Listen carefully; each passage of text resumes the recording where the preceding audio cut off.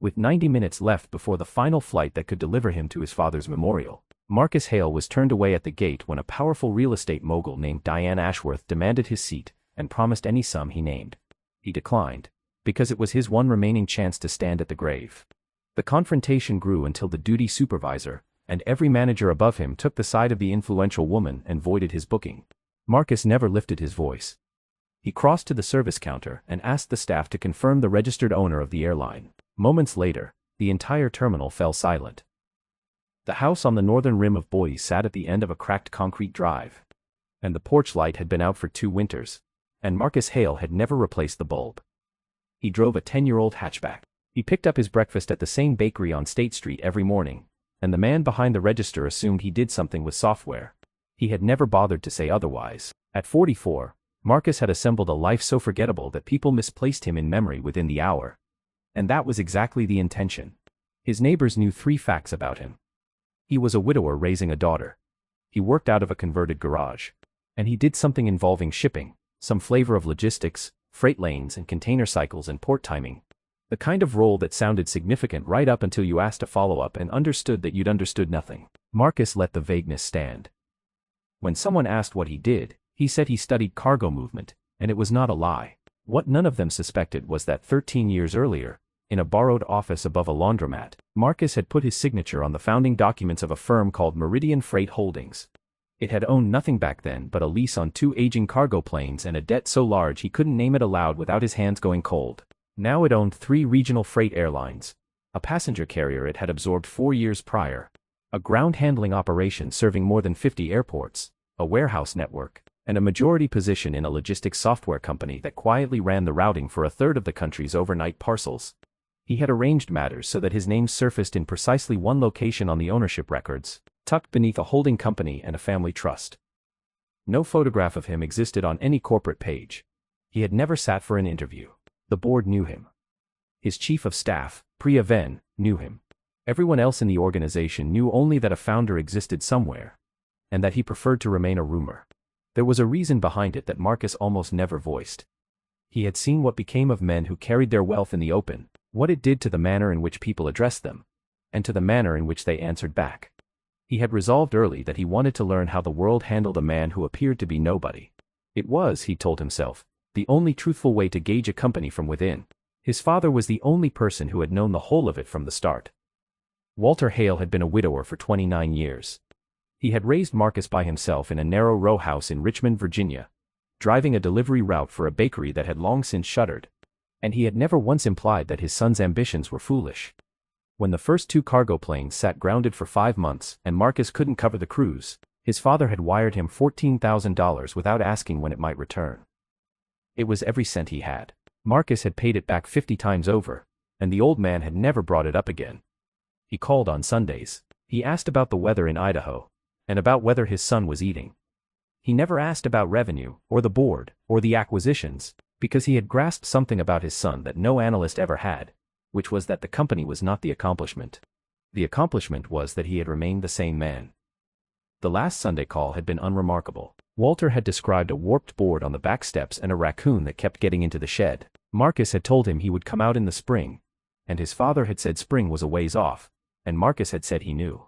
He was working through a lane efficiency report on a Monday afternoon when his phone rang, and the name on the screen belonged to an uncle he spoke with maybe once a year. The heart had given out that morning, quickly, in the shed of all places. The ambulance had arrived in under 8 minutes, and none of it had made any difference. Marcus heard the whole account without breaking in.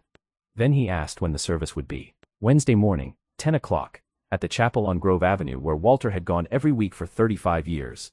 He laid the phone on the desk and stared at the wall for a long stretch without registering it. Then he opened his laptop, because that was what he knew how to do. The storm was already on the charts. A system had spun up over the Gulf and drifted north, and the models showed the mid-Atlantic corridor deteriorating late Tuesday night, and Richmond dropping below landing minimums by 2 or 3 in the morning, shut down through most of Wednesday and perhaps into Thursday. There was one opening, and it was Tuesday evening, and it was tight. His own aircraft were no help to him.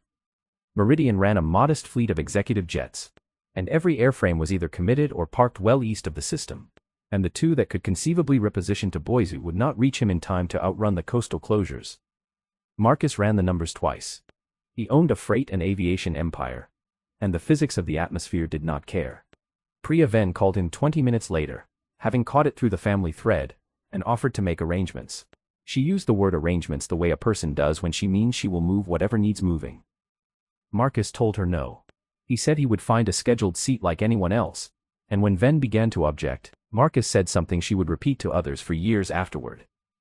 If a man can't reach his own father's funeral on the system he built, Marcus said, then the system is rotten. And I'd rather learn that tonight than pretend otherwise. There was one seat remaining on the only itinerary that worked. Cascade Air out of Boise on Tuesday evening, connecting once through Denver, landing in Richmond at 11:50 at night Eastern, which left him 10 hours of cushion before the service. Cascade was the passenger carrier Meridian had absorbed. Marcus booked the last open seat under his own name, 24D, and paid $431 for it on a personal card. He packed a charcoal suit, a white shirt, and a tie he had bought for his father's 70th. He reached the airport by 4 Tuesday afternoon. The terminal was full in the specific way of an evening when weather has begun chewing into schedules somewhere else. The departure boards showed a scatter of amber. Marcus stood in the security line in a faded canvas jacket and scuffed boots, carrying a single bag, and nobody gave him a second glance. At gate 22, he took a chair 5 seats from the counter and did not open his laptop. He watched the ramp crew work the aircraft. He watched a belt loader pull away. He had spent 13 years reading these motions as data, and now he watched them as a man on his way to bury his father. And he found that they meant nothing whatsoever. Flight 417 was scheduled out at 6:50. The gate would close at 6:35. Diane Ashworth arrived at 5:20 with 3 people trailing her. Marcus noticed her before she reached the counter because everyone did. She was in her late 40s, in a slate wool coat cut precisely to her, and she moved down the concourse without yielding her path to anyone. The 3 behind her carried the luggage. One of them was on a phone, repeating a figure twice. She went straight to the gate agent, a young man with close-cropped hair and a badge that read Eli Marsh, and she did not open with a greeting. I have 3 seats in row 24 and 4 travelers, Diane said. I need a 4th. Eli checked his screen and told her that flight 417 had sold out the previous afternoon, that not a single seat remained open on the aircraft, and that the 4th traveler was currently unassigned and on standby. Then find one, Diane said. Eli explained that the only thing he could do was ask over the public address whether any passenger would willingly surrender a confirmed seat in exchange for compensation and rebooking, and that he could ask, but that he could not compel it. Diane told him to ask. The announcement went out at 5:30. 1 volunteer, a rebooking, a hotel voucher, and a travel credit. No one stirred. Marcus understood why. Everyone at that gate was heading toward the same closing sky, and none of them had a fallback either. Diane turned and swept the seating area, and her eyes moved across faces the way someone scans a menu for the cheapest item. She said something to her assistant, who came back a moment later from the counter with a printed sheet, and she studied it. And then she looked directly at Marcus. She crossed over and sat down in the empty chair beside him without asking. You're 24D, she said.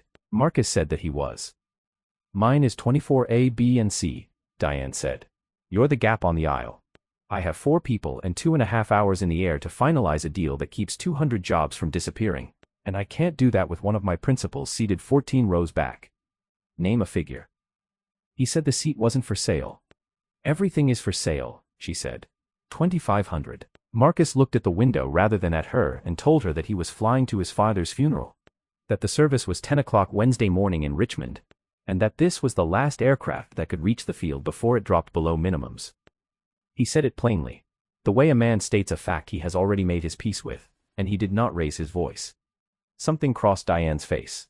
It was there for less than a second, and then it was gone, replaced by the look of a person who has decided that an obstacle is merely a negotiation. 6,000, she said. 6,000, and I'll have my office put you on the first flight tomorrow morning, first class, with a car standing by. He told her there would be no flight tomorrow morning.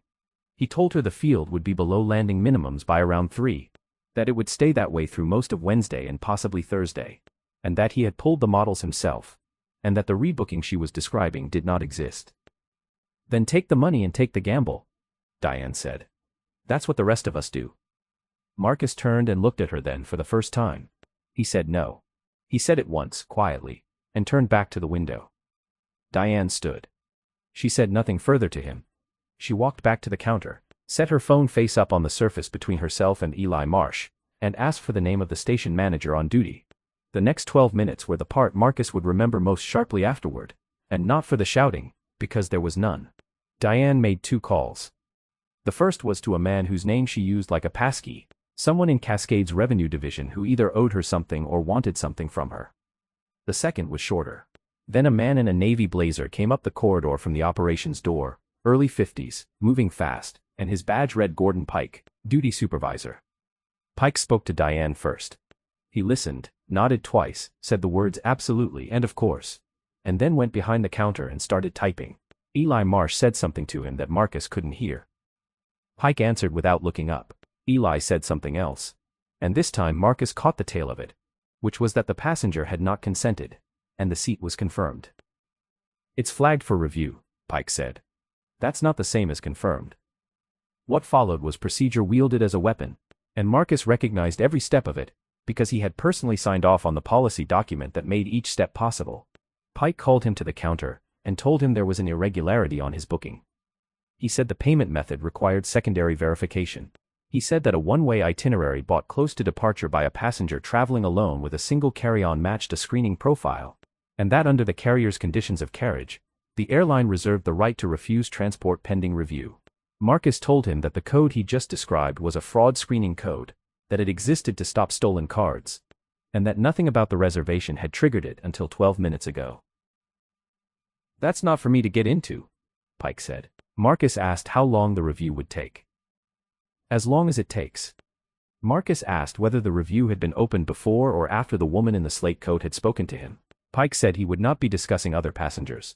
Boarding began. Pike kept typing.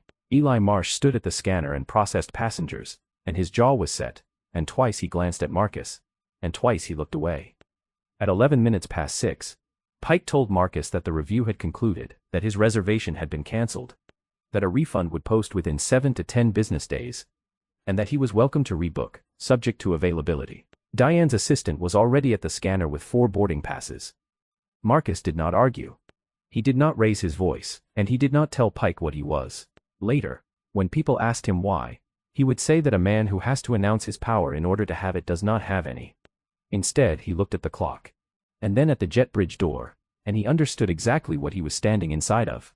He had spent 13 years building a company on the premise that a passenger with no leverage should still be treated as a passenger. He had written that sentence himself at a folding table above a laundromat while his father was still alive to hear him say it aloud over the phone.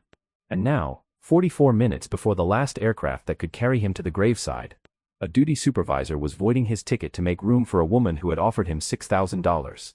There were 2 choices, and both of them cost something. Accept it, walk out to the parking structure, and miss the only funeral he would ever have the chance to attend, or say the thing he had not said aloud to a stranger in 13 years, and forfeit the anonymity that had let him see his own company clearly. Marcus picked up his bag. He stopped at the end of the counter where Eli Marsh was scanning passes, and he spoke to him quietly enough that Pike did not hear it. "You have a compliance tab in the corporate directory," he said. "Under it, there's an ownership registry. I'm asking you to open it and look up the controlling owner of Cascade Air, the parent entity, and the natural person behind the trust. 2 clicks. That's all I'm asking anyone to do."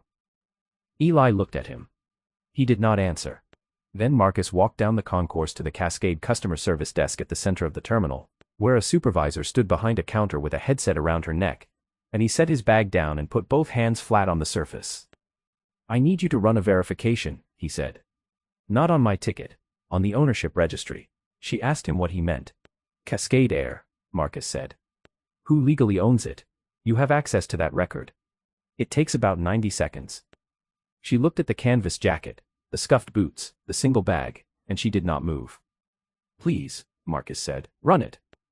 The supervisor's name was Rhonda Selby, and she had worked the customer service desk in Boise for 8 years. She did not run the verification. She told Marcus that ownership records were not something she could pull at a service counter, which was not true, and that he needed to take his complaint to the gate, which was where the complaint had started. Marcus told her the record was 2 clicks away, and that he would wait. Rhonda looked past him toward the concourse instead of at her screen. Behind him, the story had traveled the way things travel in an airport, from the scanner to the jet bridge to the operations door and back again, and by 18 minutes past 6, there were people watching.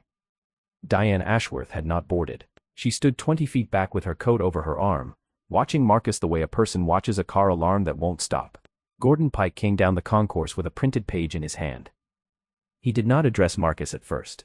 He told Rhonda that the reservation had been cancelled following a review, that the matter was closed, and that if the passenger kept making demands at multiple service points, it would be logged as a disruption. Marcus asked him again to run the ownership record. "I know what you're doing," Pike said. "You'll keep asking for something nobody at this desk can give you. You'll run the clock, and then you'll tell me the flight left without you, and it's our fault. I've been doing this 23 years. It's the oldest one there is." Diane's voice came from behind them unhurried. She said that the gentleman had already turned down $6,000, and that in her experience, a man who refuses $6,000 isn't looking for money. He's looking for an audience. A few people near the counter laughed, not unkindly and not loudly, which somehow made it worse.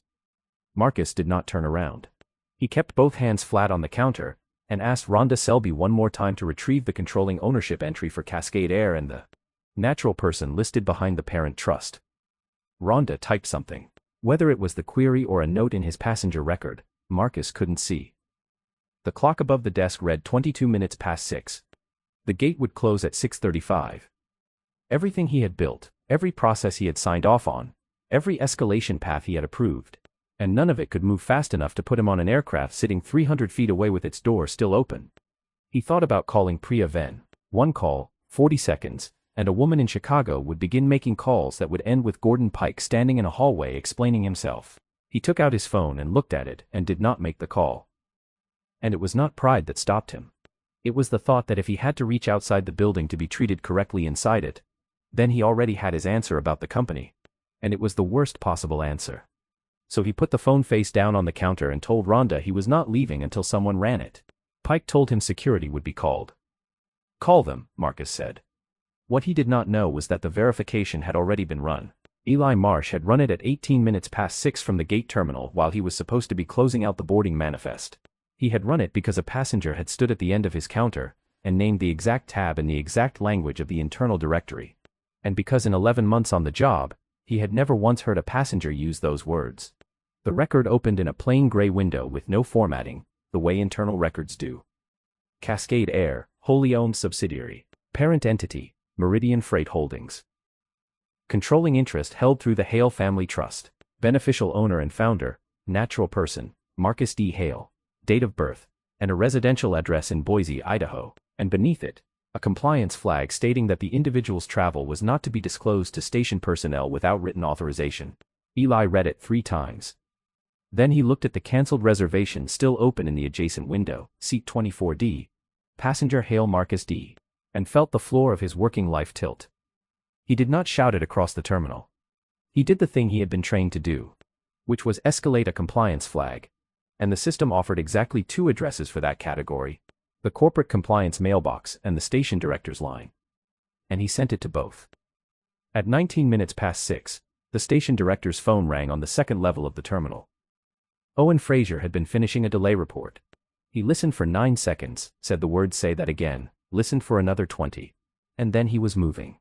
At 21 minutes past 6, the compliance mailbox forwarded automatically to the executive duty line. And in Chicago, in a glass conference room where a quarterly review had been running for 2 hours, Helen Marsh, no relation to the gate agent, a coincidence nobody in the room would notice for weeks, saw her phone light up on the table in front of her. Marsh had been chief executive of Cascade for 4 years. She had met Marcus Hale exactly 3 times, all of them in rooms with fewer than 6 people, and she had signed a non-disclosure covering his existence before she had signed her employment contract. She read the alert, stood up in the middle of a sentence someone else was speaking, and walked out of the room with the phone against her ear. Down on the main concourse, a uniformed officer was asking Marcus for identification. He produced his driver's license, Idaho, canvas jacket, a photograph in which he looked exactly as tired as he looked in person. The officer read the name, handed it back, and told him, not unpleasantly, that he needed to either accept the rebooking or step away from the counter. "I understand," Marcus said, and did not move. Diane stepped closer. She was still holding her coat, and she had the look of a person who has won something and is discovering that the winning did not feel the way she expected. "You could have taken the money," she said. "You still can. 12,000. I'll write it in front of you right now. and you keep whatever refund they give you. Go home and drive tomorrow if you have to. Marcus asked whether she had ever driven from Boise to Richmond. She said she had not. 34 hours, he said. The service is at 10 in the morning. It's 24 minutes past 6 at night. She started to say something and did not finish it, because at that moment there was movement at the far end of the concourse. Owen Fraser came through the operations door at a pace station directors do not use in public areas, a lanyard swinging against his chest and a tablet in one hand. 2 operations supervisors followed him. And behind them, still fixing a badge into place, the duty manager for the entire terminal. Fraser did not go to Pike. He went straight past Pike, past Diane, past the officer, and stopped in front of Marcus Hale, and stood there a moment the way a man does when he is confirming with his own eyes something he has already been told. "Mr. Hale," Fraser said. Every person within 30 feet heard the way he said it. Marcus told him he had a cancelled reservation on Flight 417, Seat 24D, and that he had been informed the fare was under review. Fraser turned around. He looked at Gordon Pike, then at the printed page in Pike's hand, then at Rhonda Selby behind the counter, and something happened to his face that was worse than anger. "Reinstated," Fraser said. "Now." Rhonda typed.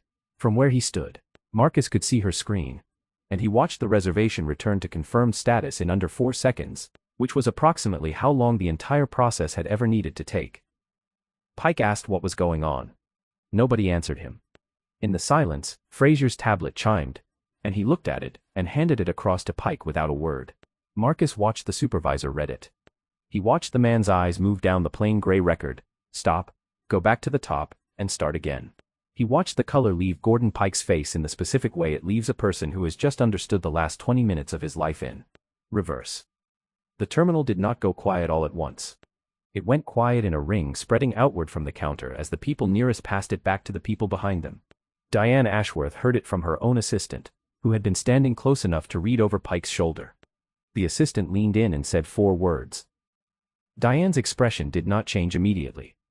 She turned and looked at Marcus, at the canvas jacket, at the single bag on the floor beside him, at the man she had offered $12,000 to 5 minutes earlier. "You own it," she said.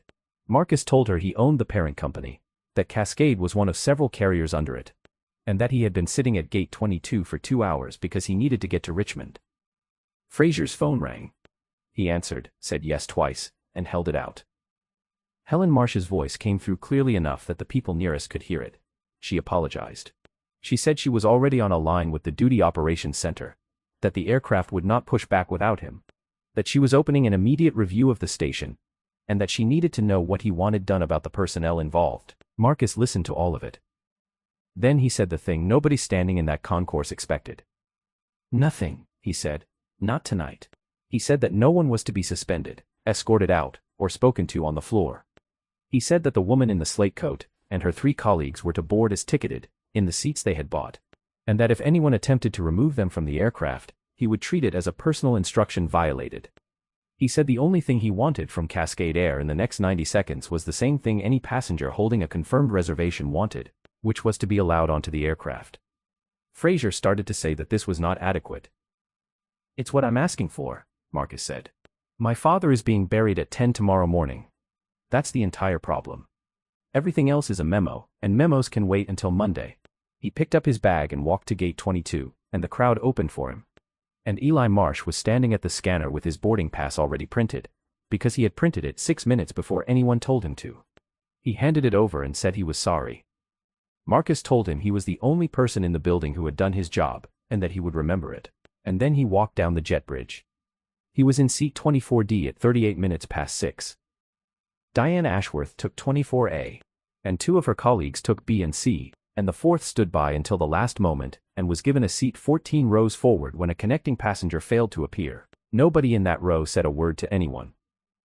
The aircraft pushed back at 7 minutes past 7, 12 minutes late.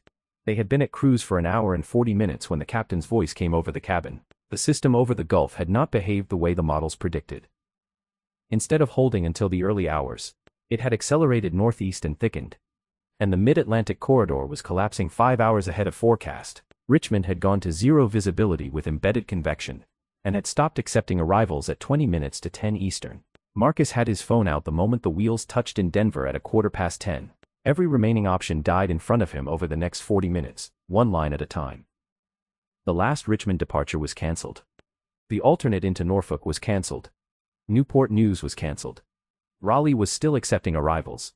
But the Interstate North had been closed at 2 points for standing water, and a drive that normally took 3 hours had become a distance no vehicle was going to cover before 10 in the morning. Priya Ven reached him in the concourse at 11:30. And by then Ven had a plan, because that was what Ven did.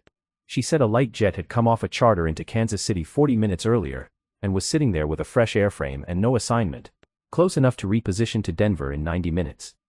She said a jet like that could work an approach that a scheduled aircraft would not attempt, that the field was technically open under instrument minimums for portions of the night, and that 2 crews on standby would take the assignment if the owner of the company asked them to take it. Marcus asked what the actual conditions were at the field. Ven read them out. Ceiling below minimums for the approach in use. Wind shear reported by 2 aircraft, and a convective cell tracking directly across the final approach path with a clearance time nobody could commit to. It's marginal, Ven said. It's not impossible. Crews fly marginal. Marcus asked whether the crew would be volunteering or being assigned. There was a silence on the line that answered the question before Ven did. They'd know who was asking, Ven said. That's not the same as being ordered. It's exactly the same, Marcus said. Diane Ashworth had been standing 8 feet away from most of that call. Her 3 colleagues had gotten out on an Atlanta connection at 20 to 10, and she had not gone with them. Marcus noticed her when he lowered the phone, and did not have the energy to ask why she was still there. She asked him what he was going to do. He told her his people wanted to put a crew into weather below minimums so that a man could attend a funeral, and that he was going to tell them no. You could order it, she said. You have the authority. Nobody in that company would stop you. That's why I can't, Marcus said. She looked at him for a long moment, and when she spoke again, her voice had changed in a way that she seemed to notice herself. 6 hours ago, I told a duty supervisor to take a seat away from you, she said. He did it in 12 minutes. I never once asked myself whether he could. I only asked whether he would. Marcus told her that was the difference. He said authority was not the ability to make people do things, because almost anyone with enough money could make people do things. He said authority was knowing which of those things you were never going to ask for, and that he had spent 13 years building a company on the second definition, and had watched it fail in 20 minutes at a gate in Boise. Then he called Ven back and instructed her formally on a recorded line that no Meridian aircraft was to be dispatched into Richmond that night, that no crew was to be approached in any capacity, and that the standby assignment was to be cancelled in writing. Ven asked if he was sure. Marcus said he was and ended the call, and sat down in a plastic chair in a nearly empty concourse in Denver, Colorado, at 20 minutes to 1 in the morning, with a charcoal suit folded in the bag at his feet and 9 hours between him and a chapel on Grove Avenue that he was not going to reach. He sat in that chair through the rest of the night, and for most of it he did not think about the company at all.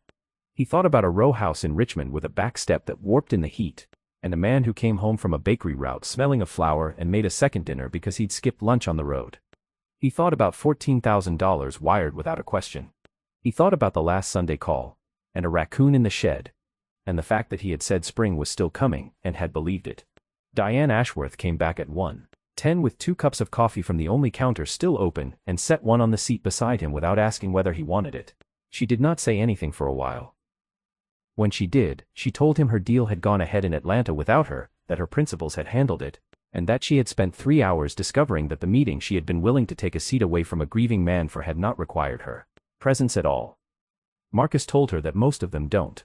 At 6:30 in the morning his phone rang, and it was Priya Ven. And her voice was different. The cell had moved.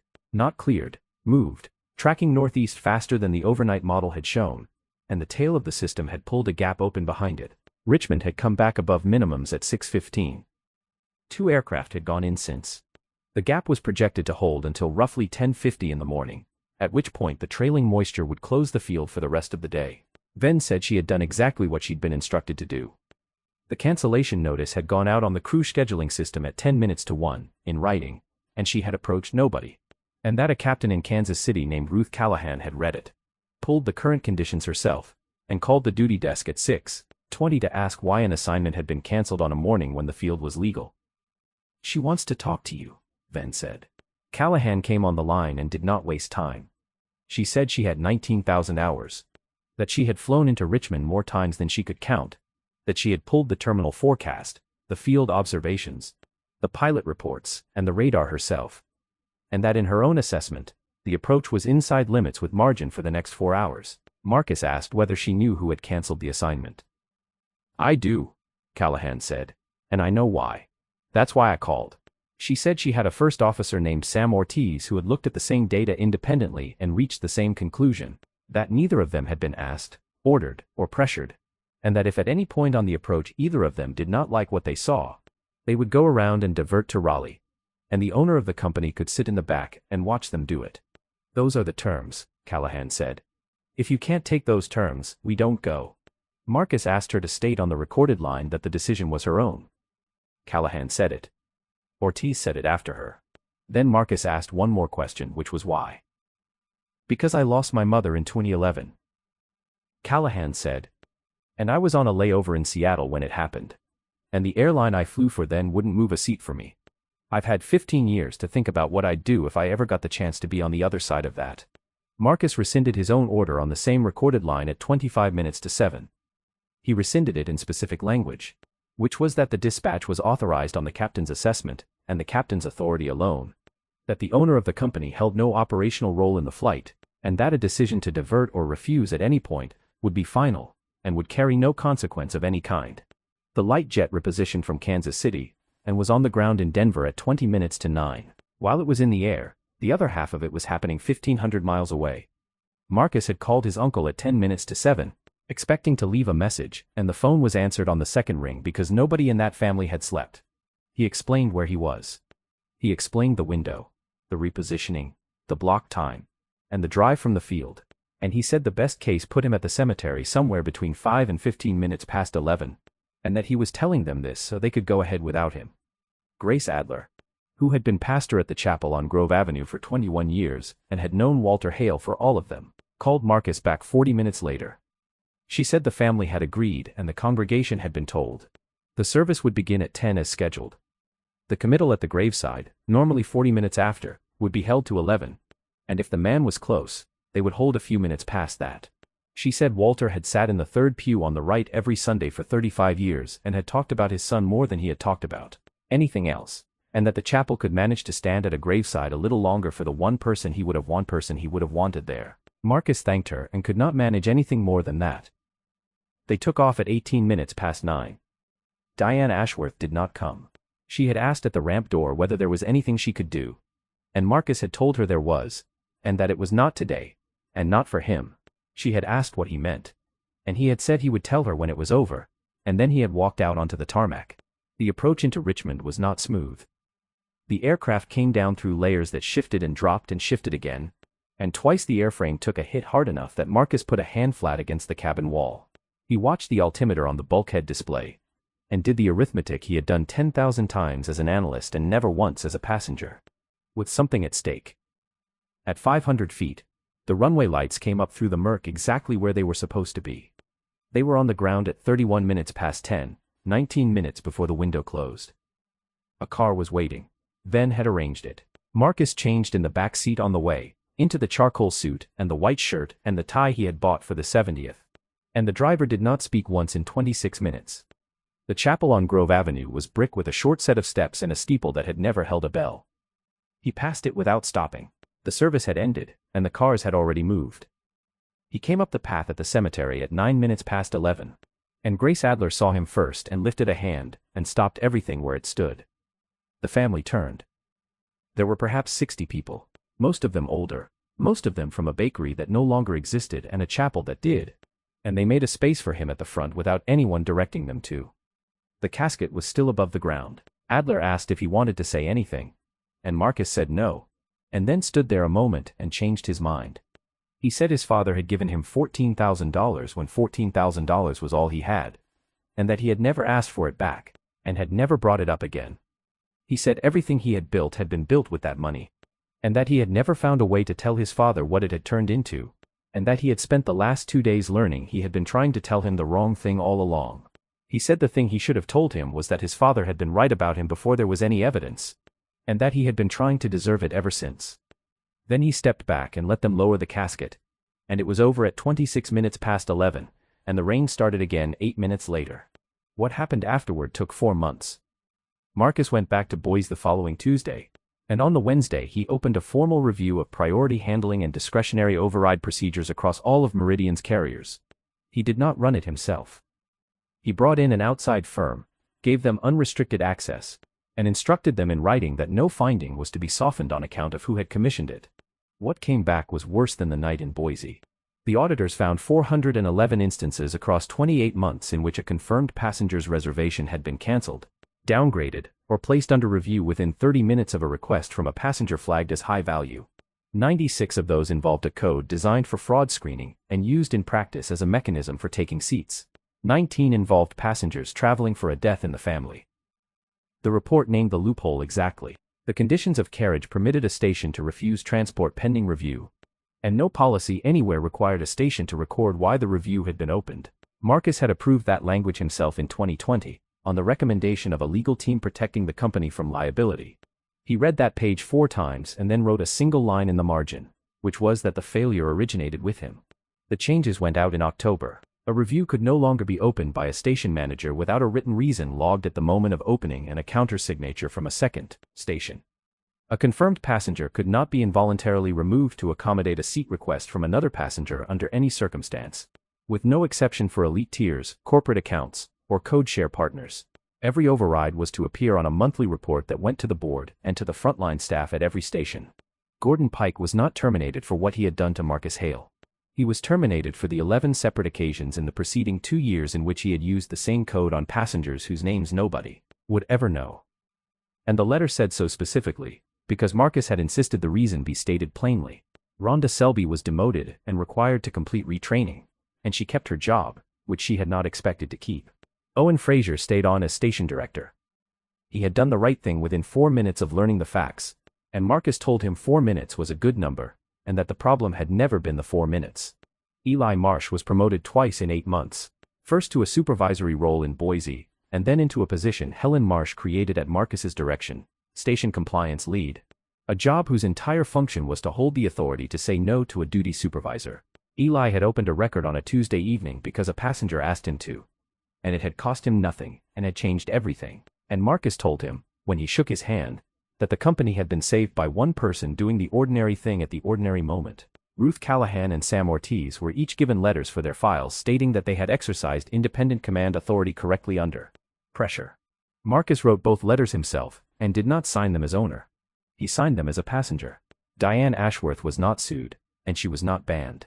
In late September she published a signed statement under her own name and read it aloud in a conference room in Boise to 14 people, most of whom she had never met, including Eli Marsh and Rhonda Selby and a woman from the Cascade call center who had taken 3 of the calls that night. She set out what she had done at Gate 22, in order, without softening any part of it.